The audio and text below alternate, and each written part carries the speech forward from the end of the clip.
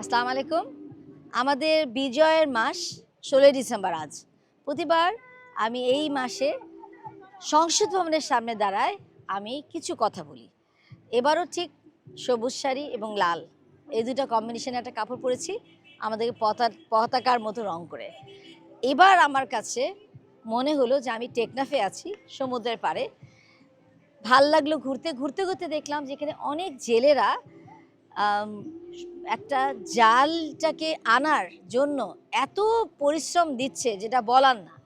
এবং সেই যে নৌকা ওই দেখেন ওই যে দূরে জাল, সেই জালটা টেনে আনার জন্য কমপক্ষে হলেও মানবিকভাবে তারা পরিশ্রম দিচ্ছে এবং শ্রম দিচ্ছে। আমার কাছে এই সরকারের কাছে একই প্রশ্ন থাকবে।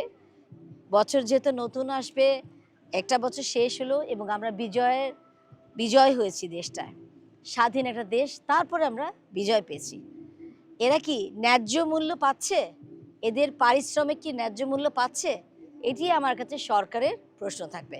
আশা করব যেই সরকারই থাকুক, সেই সরকার এই বিষয়ে, এই জেলেদের বিষয়ে অবশ্যই কোনো একটা পদক্ষেপ নেবে যাতে তাদের কাজের ন্যায্য মূল্য পায় এবং তাদের শ্রমটাতে তারা খুশি হয়ে ভালো একটা জীবন জীবিকা যাপন করতে পারে। তো সবাইকে ভালো থাকার শুভেচ্ছা এবং বিজয় দিবসের শুভেচ্ছা জানিয়ে এখানেই শেষ করছি। খোদা হাফেজ।